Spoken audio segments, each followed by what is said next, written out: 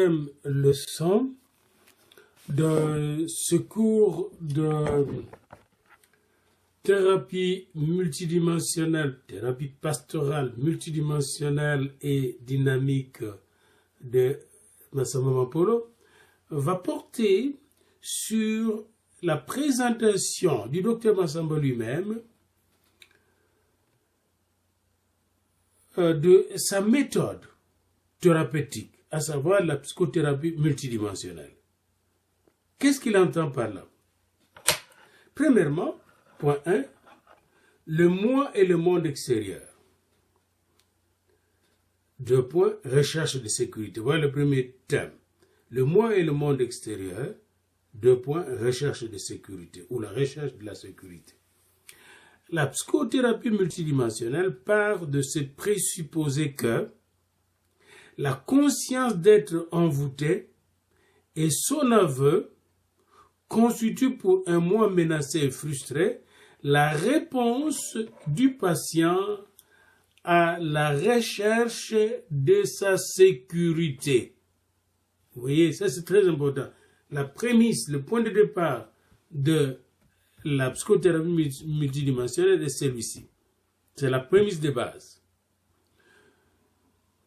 Le moi menacé et frustré, okay, qui est la conscience de l'envoûté. Le moi menacé, frustré, menacé dans sa santé, menacé dans son mariage, menacé dans sa fécondité, menacé dans son travail, menacé par la mort, menacé par la maladie. Eh bien, la conscience d'être envoûté et son aveu constituent pour un moi menacé et frustré la réponse du patient à la recherche de sa sécurité. C'est bien envoûté parce qu'il cherche la sécurité. Il se sent insécuritaire, dans l'insécurité. Alors, dans son désir de sécurité, l'individu entre dans un dialogue thérapeutique avec le monde extérieur sous forme de contrat. C'est la fameuse palabre thérapeutique qui est comme un contrat de famille. Quelqu'un d'entre nous est malade, ne se sent pas bien ou traverse des moments de difficulté, de malheur. Nous devons nous réunir pour chercher qui est le sorcier ou bien pourquoi il est tombé malade et comment parvenir à l'aider. Le moi qui est en danger est à la recherche de sa sécurité.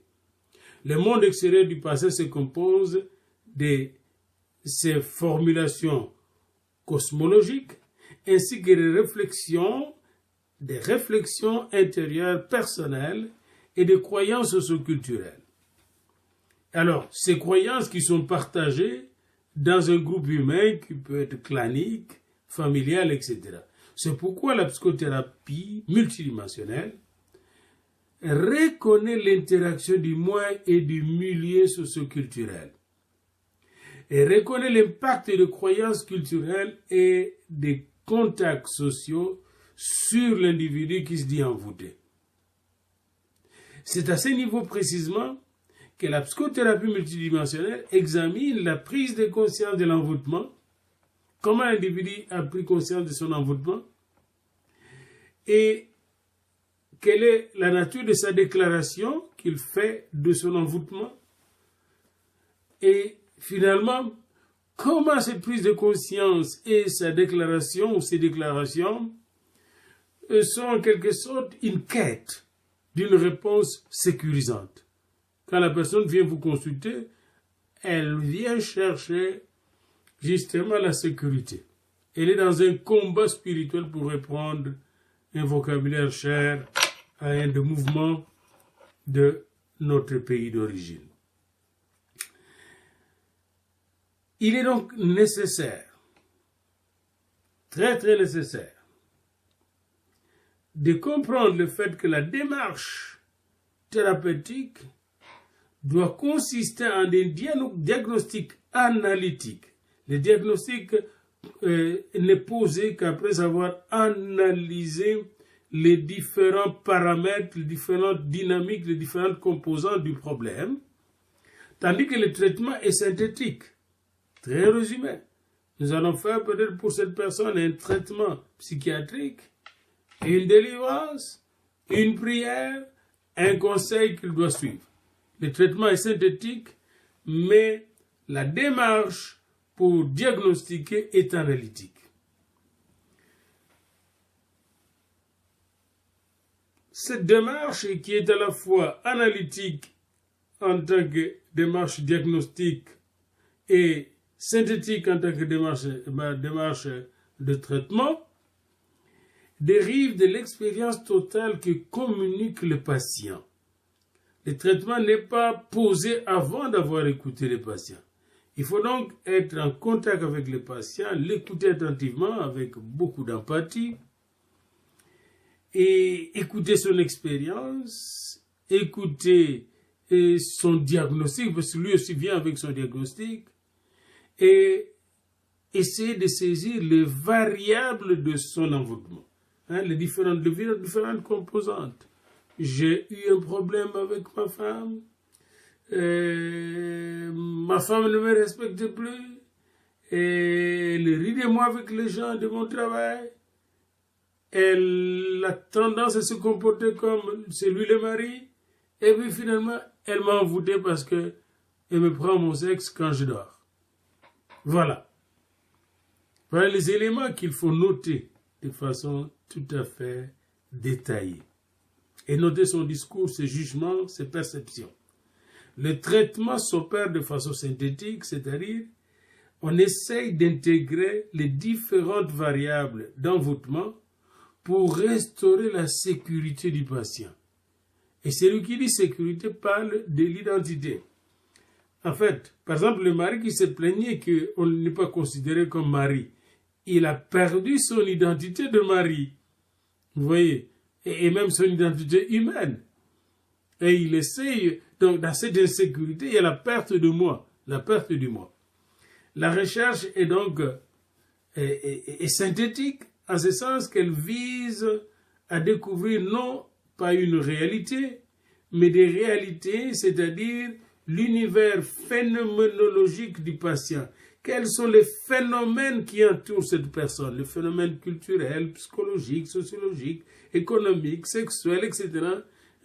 Tous ces phénomènes qui sortent de sa bouche pendant sa plainte. Donc, il faut découvrir le monde de ses intérêts, de ses besoins, de ses désirs, de ses frustrations, de ses découragements, de ses peurs, de ses relations familiales, de ses relations conjugales, de son travail, et au niveau imaginaire et au niveau de la réalité. Même quand il parle de la sorcellerie de façon imaginaire, il faut l'écouter, le prendre au sérieux. Alors, il faut que dans la recherche, on puisse tenir compte des besoins biologiques aussi de l'organisme, voir si la personne est en bonne santé. Et qu'est-ce qui est à la base de l'activité conceptuelle de l'individu? Comment l'individu, est-ce qu'il fonctionne bien du point de vue de ses raisonnements? Est-ce qu'il conçoit bien les choses? Est-ce que cet individu délire, hallucine, n'est-ce pas? Et cet individu vit dans une peur maladive, une phobie, etc. Quand un individu dit qu'il a entendu de voix, et c'est qu'il cherche réellement des moyens d'exorciser ou de chasser ces voix.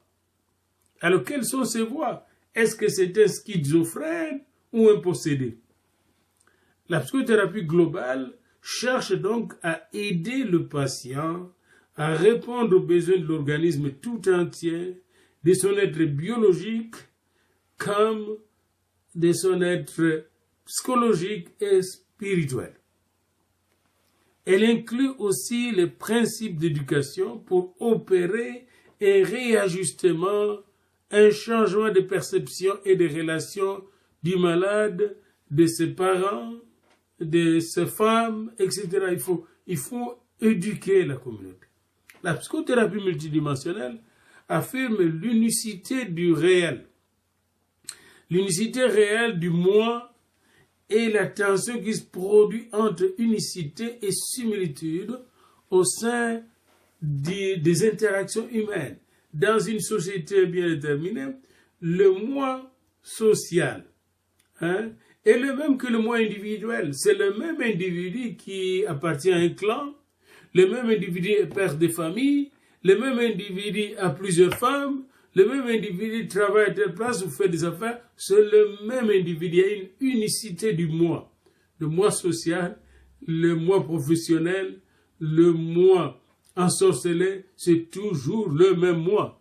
D'où la nécessité d'essayer de garder cette unicité dans notre analyse. Mais paradoxalement, l'homme se découvre pleinement dans ses relations aux autres, dans la totalité de sa culture aussi bien que dans sa personnalité. Et parfois, il y a des gens qui ont tendance à se dérober de leurs responsabilités et même à enterrer leur moi sous le sol de la collectivité ou du clan. L'individu se dissout dans les clans. Voici le point de départ en ce qui concerne l'homme. L'homme est un être individuel capable de conscience de soi en tant qu'être dans le monde. Il se peut qu'il adopte à l'égard de lui-même des attitudes, des jugements, des valeurs. Mais est-ce qu'il est considéré comme ça dans son clan?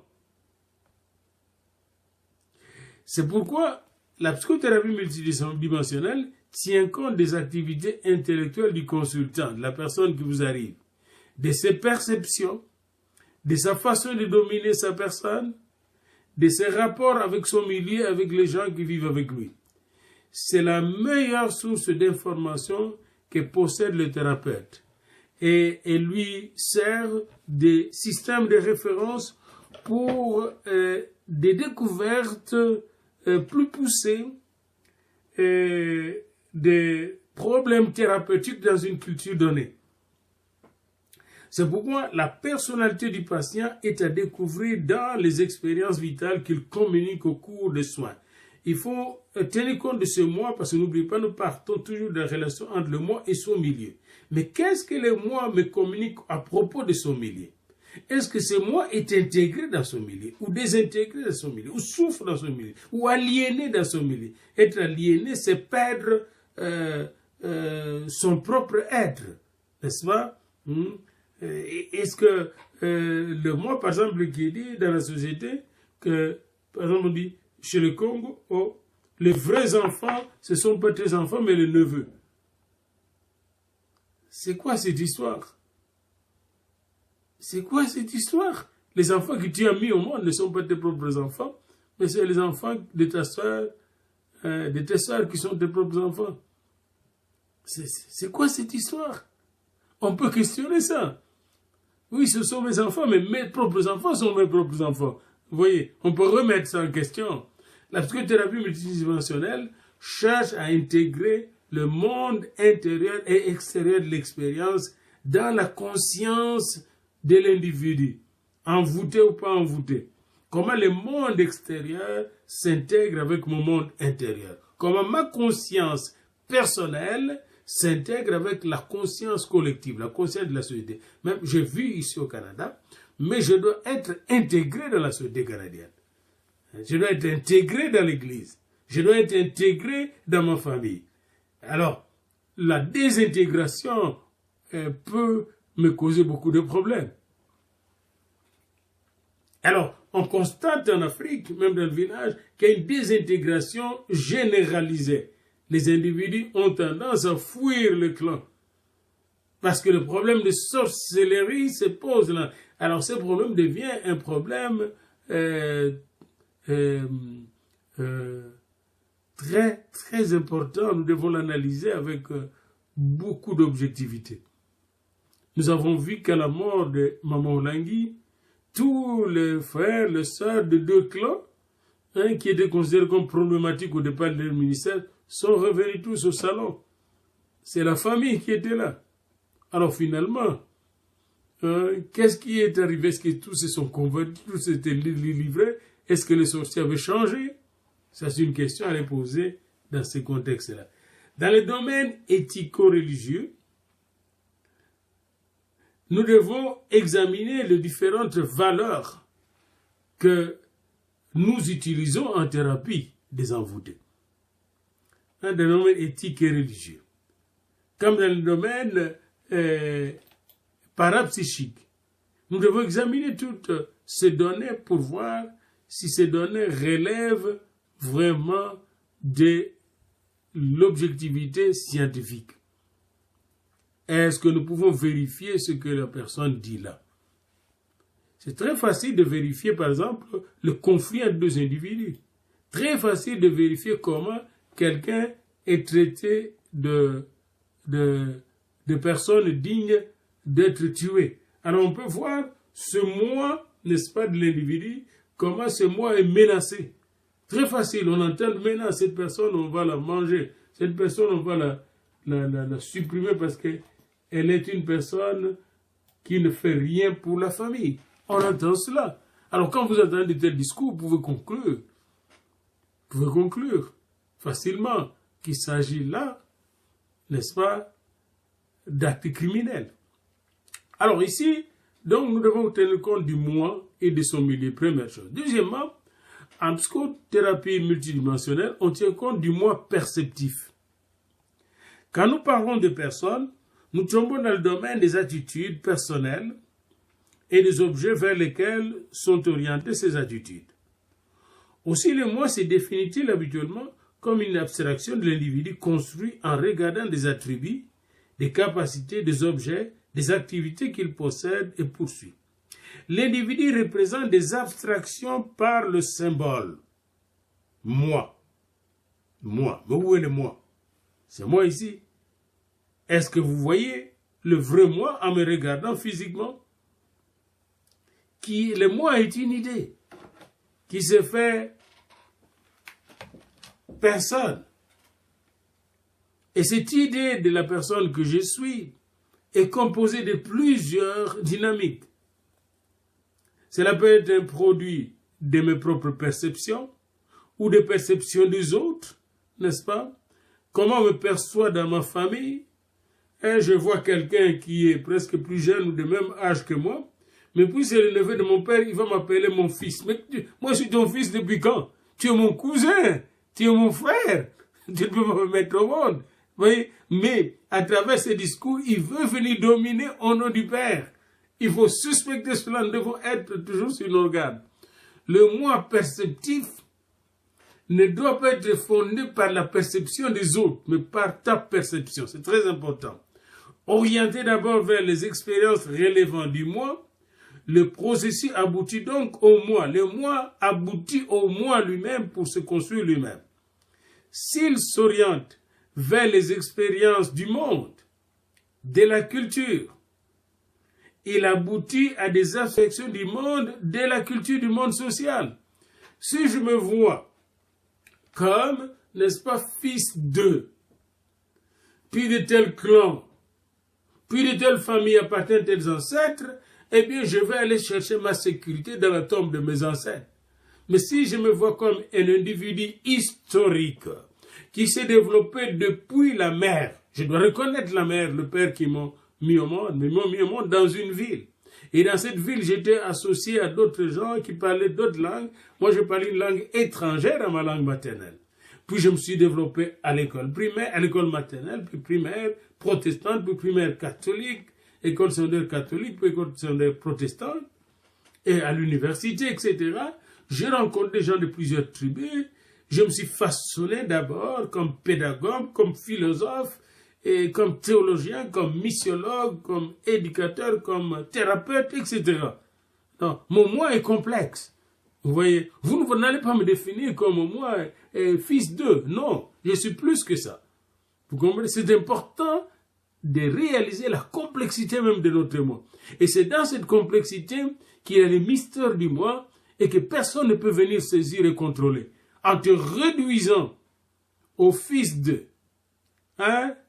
Tu deviens le fils de tous ceux qui sont dans le clan de ton père, les morts comme les vivants, même ceux qui sont moins âgés que toi, eh bien tu risques de payer cher de ta vie. Alors, très important, la perception du moi.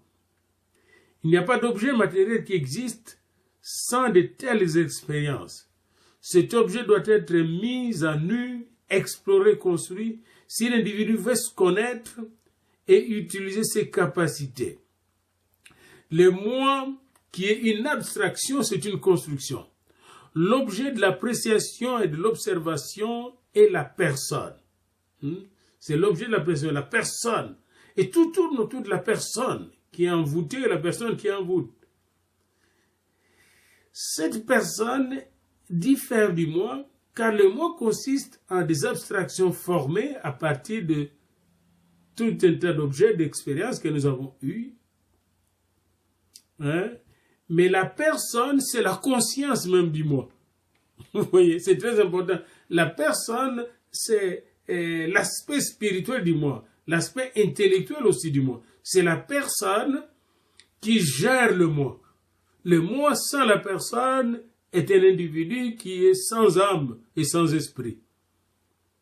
C'est de cette manière d'être multiforme que l'homme s'actualise.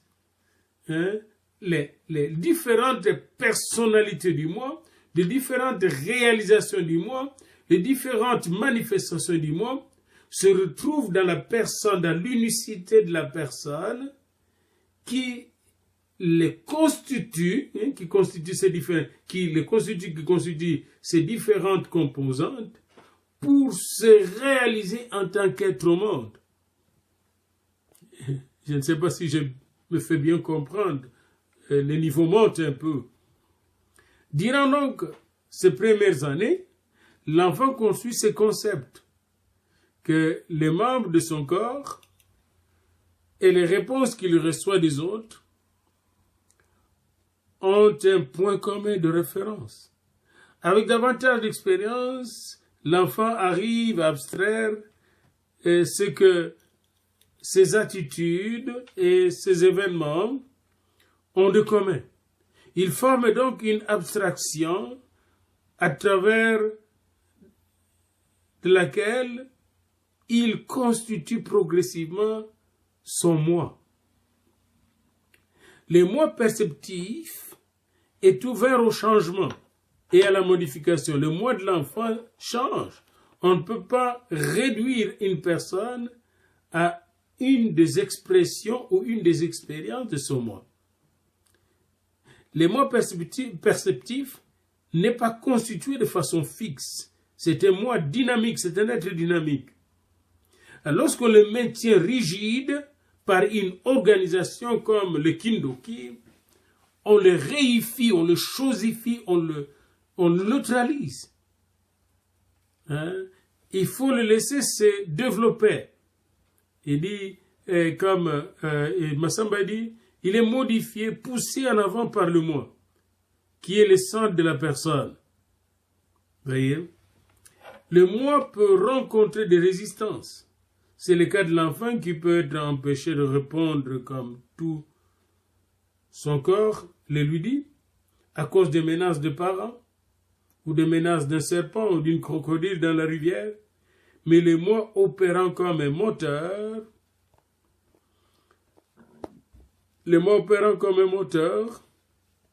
d'activité dans l'organisme est toujours à la recherche de nouvelles voies, de l'innovation. Le moi est créatif. La personne est cachée derrière le moi pour le faire avancer. C'est le moi qui mène l'individu à travers ce processus continuel de récréation personnelle. Et ce moi n'est pas du tout absent dans le Kindoki. Le moi est donc le chef de l'individu. C'est lui l'artiste, lui qui prend la décision dans l'organisme. Et le Kindoki essaie de tuer le moi, de supprimer le moi. Le moi est l'élément dynamique qui maintient le contact avec le milieu, qui limite ses activités et son pouvoir, le pouvoir du milieu, même du clan. Le moi doit être cultivé, doit être développé. Et c'est à travers le moi que nous devons percevoir toute notre société.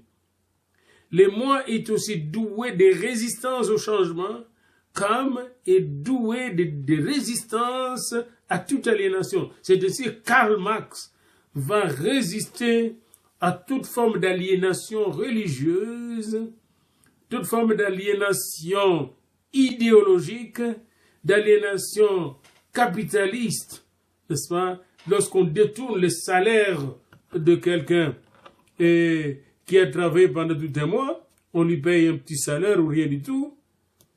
On lui dit, mais c'est un sacrifice que vous êtes en train de faire, et c'est là, j'ai entendu, c'est l'engagement de l'Église, c'est de l'aliénation, on l'aliène. Parce que son salaire, c'est la valeur de son travail.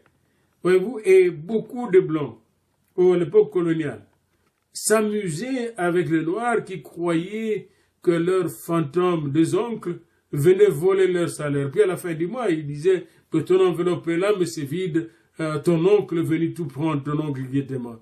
Et l'autre, il croyait en cela. Puis ça, c'est la fameuse philosophie bantoue, qui est une idéologie utilisée pour aliéner les consciences. Nous devons dépasser cette phase-là. Et c'est très important. Si l'homme est un être multidimensionnel, le moi est multidimensionnel, il ne peut recevoir d'aide signifiante si on le traite. Il ne peut recevoir d'aide signifiante que si on le traite de façon tout à fait multidimensionnelle. C'est-à-dire en tenant compte de sa personnalité, de ses pulsions, de ses souvenirs, de ses images de soi, de ses relations claniques, de ses relations professionnelles, de ses ambitions, de ses désirs. On doit l'aider dans son expérience totale en les considérant comme une totalité de vie. Et c'est ça que la psychothérapie multidimensionnelle, l'homme est multidimensionnel. Vous ne pouvez pas les réduire au clan, les réduire à la sorcellerie. Il est plus que ça. L'homme a tendance à compartimenter sa propre vie, surtout quand il est menacé par des influences étrangères. Vous devez aussi vous-même faire attention à vous réduire, réduire à la culture sorcière. Parce que beaucoup de gens se laissent aliéner par cette fameuse culture.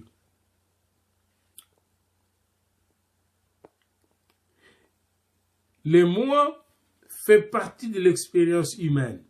Le moi se développe depuis qu'on est dans le sein de la mère. Jean-Baptiste a commencé à louer le Seigneur dans le sein de sa mère, Luc 2. Le moi se développe depuis le sein maternel. Puis il continue à se développer dans l'enfance, dans l'adolescence. Puis le moi doit se développer même à l'âge adulte.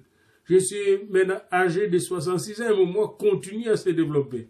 Et le moi doit être là en train d'écouter la personne qui l'accueille. Parce que le moi va constituer la personne. Toutes les différentes expressions du moi constituent ma personne et ma personnalité.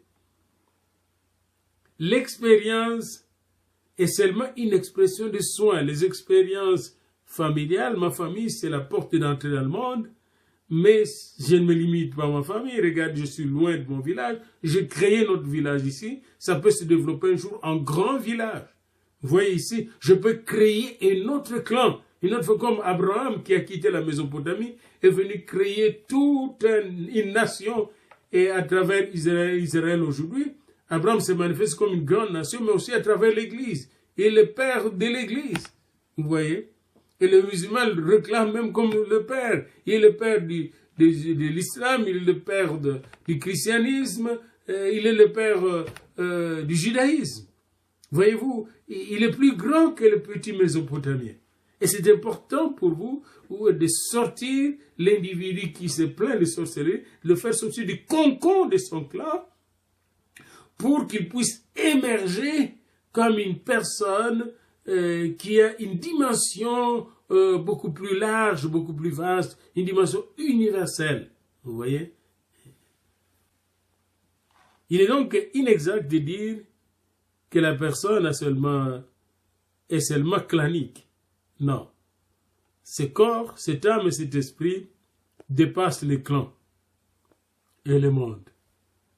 Alors, à côté du moi perceptif, qui s'exprime par la formation de la personnalité et de la personne, nous avons le moi social dans un contexte culturel bien déterminé. Il y a un moi social canadien, et au Canada, il y a plusieurs moi sociaux. Il y a le moi social ontarien, le moi social québécois est différent, comme au Congo, vous allez voir, il y a le moi social Luba, le mois social Congo, le mois social Cuba, le mois social Mongo, le mois social Anamongo, le mois social Tetela, etc., les mois sociaux Lokele, etc. Vous ne pouvez pas confondre ces mois sociaux, ces différents mois sociaux, parce qu'ils ont différentes cultures. Et puis, ces mois sociaux ensemble peuvent constituer, se fédérer dans un mois social qui s'appelle la République démocratique du Congo, mais c'est à construire de façon transculturelle. Et ça, on oublie. C'est encore un autre cours que je vais vous donner. La transculturalité de notre mois. Quand est-ce que notre mois est transculturel? Quand il peut passer d'une culture à l'autre. Même le Bakongo, vous avez le Bayombe, vous avez le Bakongo Bomba, vous avez le Bandibu, vous avez le Bantandu, vous avez le Banyanga. Vous voyez? Et à l'intérieur, vous allez trouver différentes sous-tribus, des clans, etc. Mais tous ces clans, comme on dit chez nous, entre chefs et entre prêtres, on se rencontre ensemble, on s'entend pour former un même peuple. Ce que vous appelez aujourd'hui ethnie, mais c'est pas vraiment le mot qui est heureux. C'est une nation, la nation Congo, le royaume Congo. C'est un grand royaume, plus grand que la Belgique. Et dans ce royaume, il y a des mois. Alors, et toute la distraction de la sorcellerie a tué cette recherche du moi personnel et du moi collectif et social que nous devons construire, qui ne se réduit pas au moi clanique et à la sorcellerie.